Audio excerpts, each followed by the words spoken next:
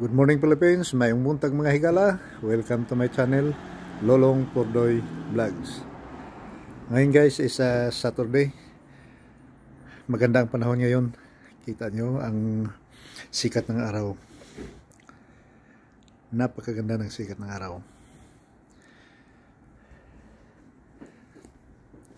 Nandito ako sa harap ng bahay. Kakatapos ko lang magkape. Kita nyo guys. Pero medyo malamig guys. Medyo malamig. Pero pag natamaan ka ng sikat ng araw, medyo mainit ang dating sa balat mo. So, maganda. Magsuot ka lang ng sweater. Okay na.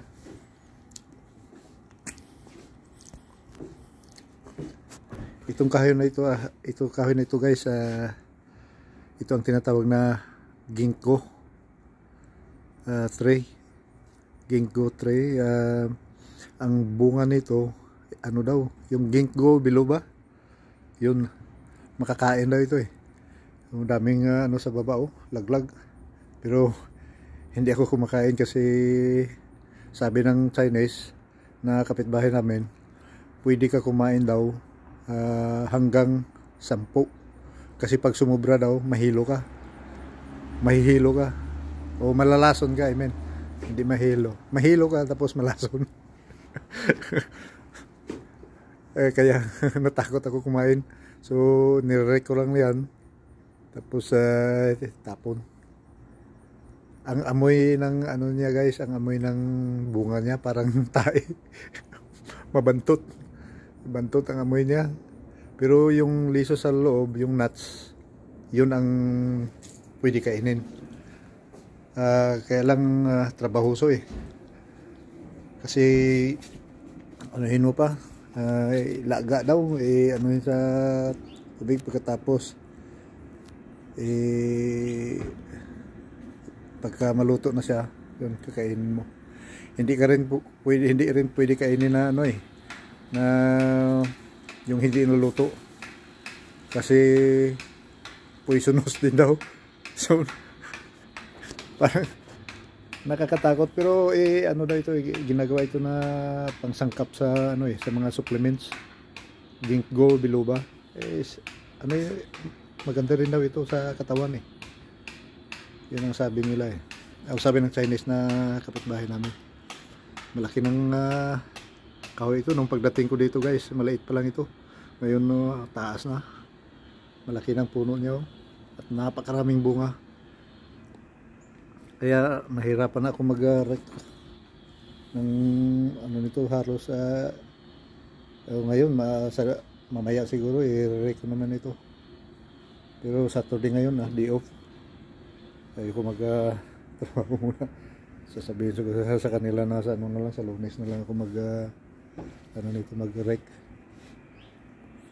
Doon sa kabila guys, daming dahon laglag sa sa baba ng puno. Marami talagang dito kung full maraming mga dahon sa baba. Pero itong mga puno na ito guys, hindi ito na lalaglag ang mga dahon niya. Ito hindi ito nalalaglag ang dahon. Pero yung mga yun nalalaglag yun.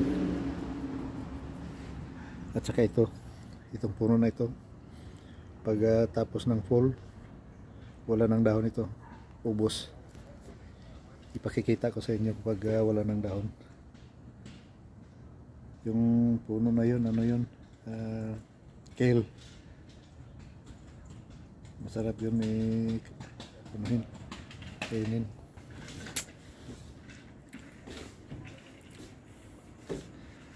So ngayong Saturday guys, maganda ang panahon. Masarap mag-walking. So maya-maya siguro mag-walking kami.